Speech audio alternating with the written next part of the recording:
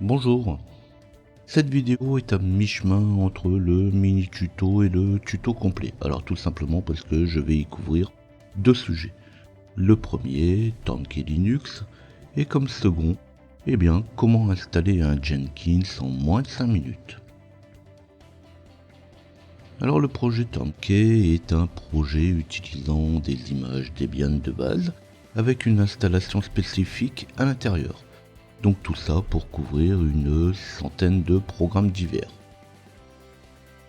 Alors on va pouvoir l'utiliser pour essayer un nouveau produit, essayer une nouvelle technologie, pour pas perdre trop de temps dans son installation, et plutôt se concentrer sur le fonctionnement, puisque on passe plus de temps à faire fonctionner, à dépanner un système, à le configurer, plutôt que de l'installer. Et puis, si on doit perdre du temps à l'install, on le perdra qu'une seule fois.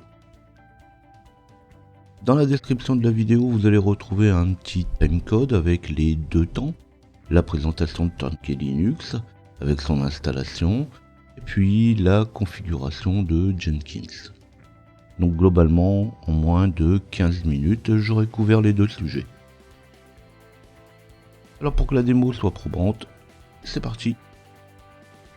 Alors pour avoir une idée du projet, on va commencer par chercher Turnkey Linux sur internet et on va se rendre directement sur le site de Turnkey.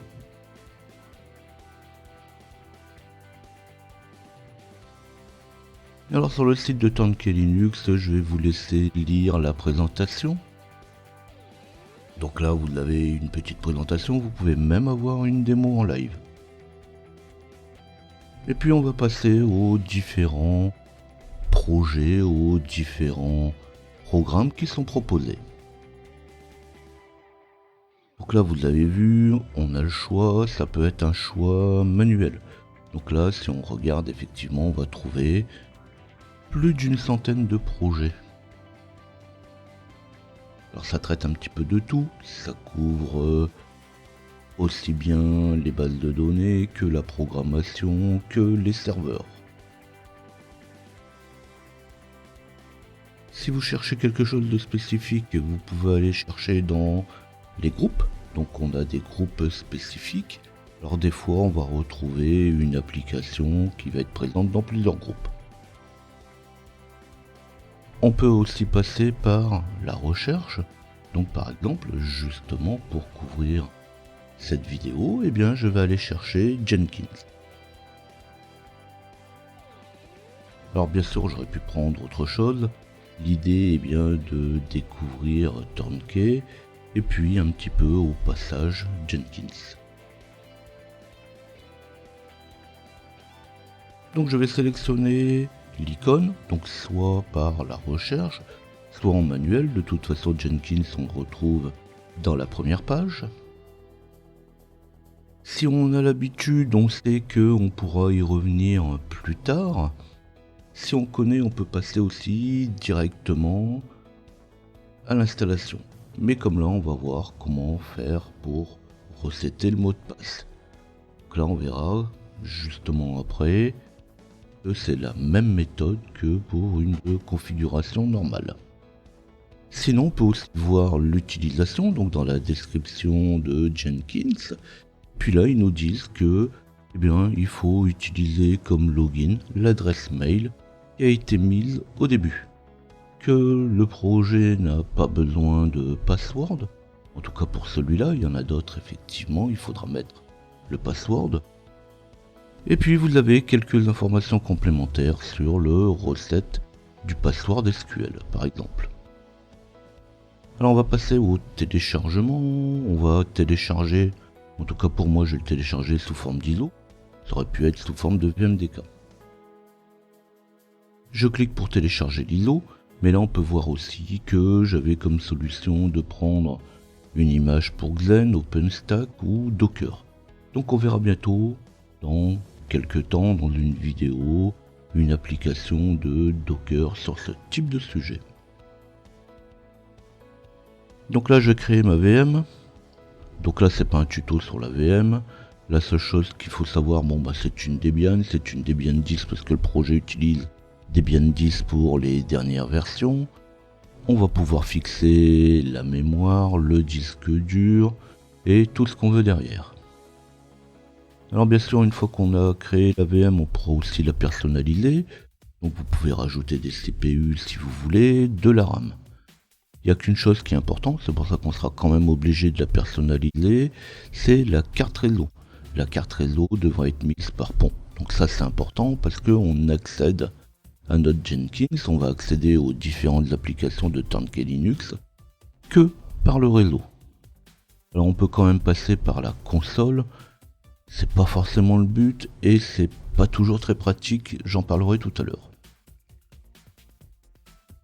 Donc là on va se lancer tout de suite dans l'installation de notre programme. Alors on va devoir tout de suite choisir le stockage. Donc là on choisit le stockage et puis je lance mon installation. Alors on va voir que l'installation se fait en deux temps. D'abord on va installer l'OS et puis une fois qu'il sera installé, après le reboot, on pourra installer à ce moment-là le système lui-même. Alors la première fois on est un petit peu étonné parce que on pense avoir fini au bout de quelques secondes et en fait on n'a fait que la moitié du chemin.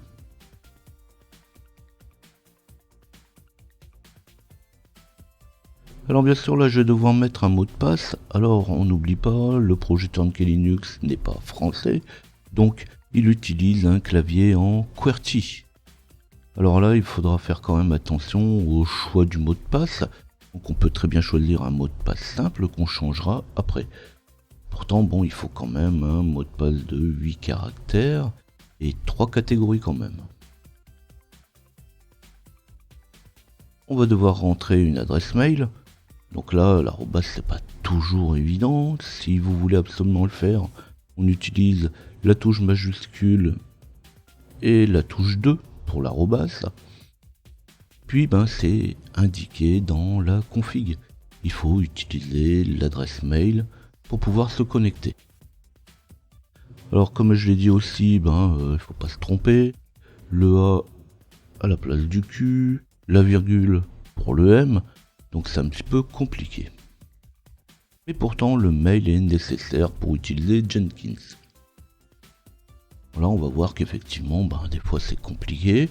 On peut se tromper tout simplement ou même tout simplement le squeezer parce que c'est un peu compliqué.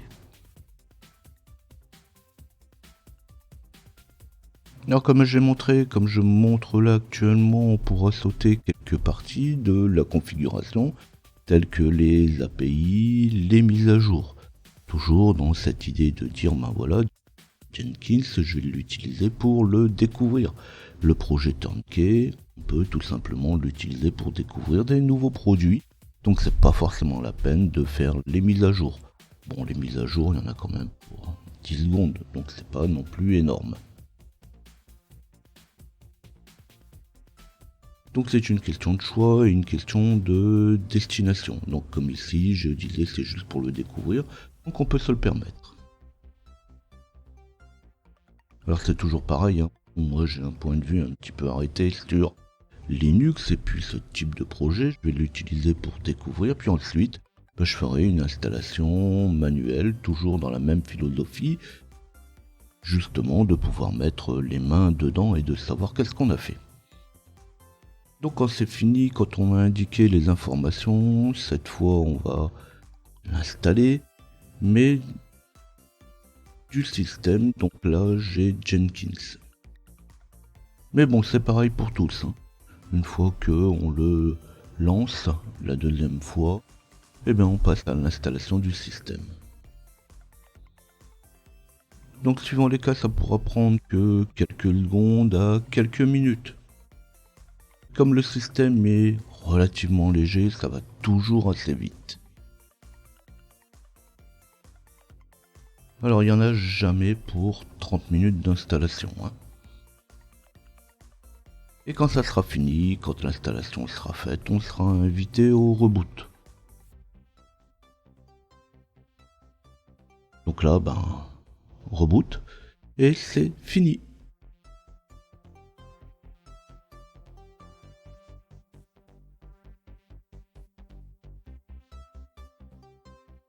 Donc après le reboot, on a par défaut les options de connexion. Donc il va nous afficher une ligne avec les connexions HTTP, le shell et webmin. Alors on peut aussi passer par les options avancées, où là on pourra configurer le proxy, l'adresse mail, le shell, arrêter ou reboot du serveur. Il y a aussi les options de configuration du réseau. Alors attention quand même avec les configurations du réseau, il arrive que sur certains serveurs, donc notamment quand on utilise du bridge, alors je parle pas de la carte bridge pour la VM, je parle du bridge au niveau du réseau, et bien parfois ça plante, tout simplement parce qu'il veut essayer de se connecter par la carte réseau de base. Et là un bridge c'est un petit peu différent. On peut accéder au système suivant ce qui est proposé ou suivant les softs installés. Donc des fois ça peut changer des uns et des autres.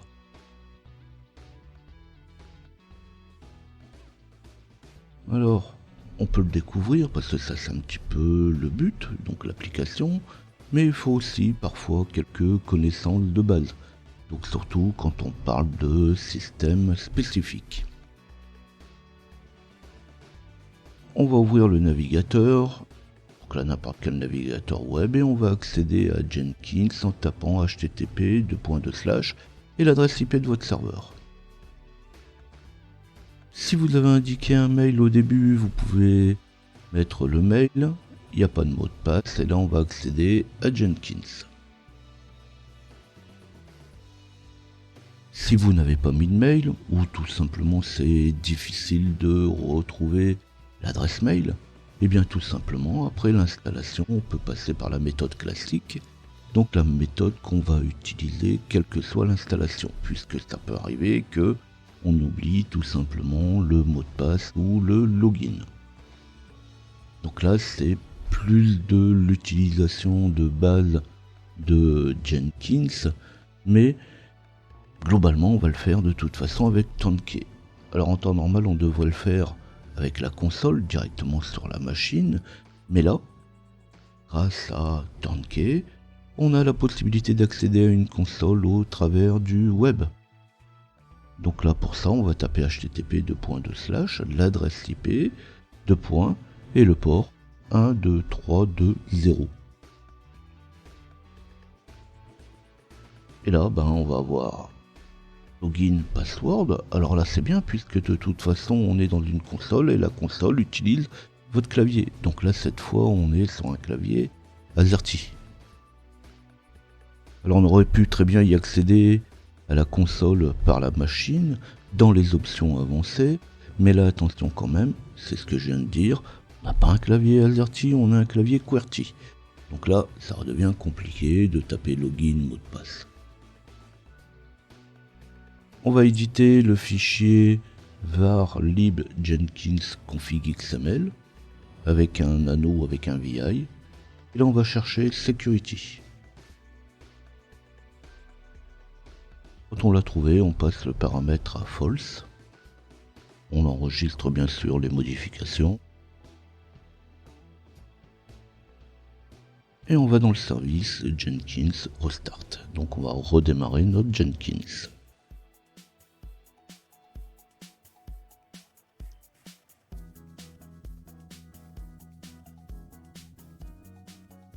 Quand le service sera démarré, vous aurez accès à Jenkins comme on l'a vu tout à l'heure en tapant http l'adresse IP de la machine. Comme il ne demande plus de mot de passe, vous aurez accès directement au système. Tout simplement pour l'utilisation de base avec accès à toutes les fonctionnalités. Vous pourrez éventuellement créer des nouveaux jobs et voir toute la partie administration.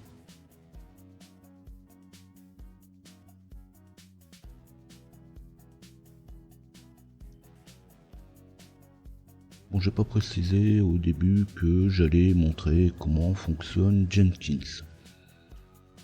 Si vous désirez avoir plus d'informations là-dessus, vous pouvez retrouver mon tuto sur mon site et vous retrouverez aussi le lien vers ce tuto dans la description de la vidéo.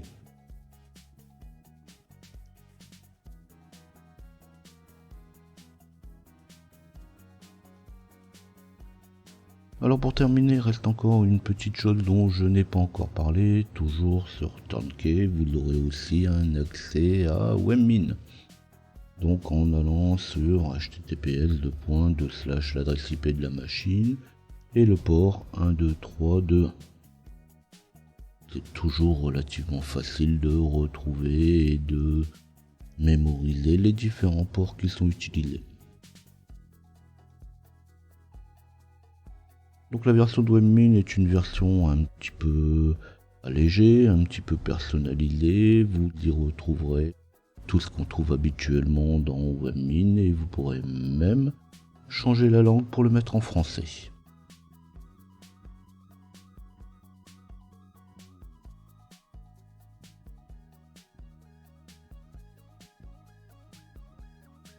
Dans une prochaine vidéo, on verra un autre projet qui ressemble un petit peu à Turnkey, qui propose un ensemble de programmes, le projet Bitmani.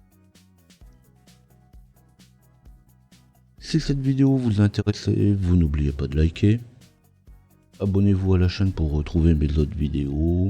Vous pouvez flasher le QR code ou taper ljp-info dans votre navigateur pour retrouver mes différents tutos sur mon site. N'hésitez pas à laisser vos questions et vos remarques. Et on se dit à bientôt.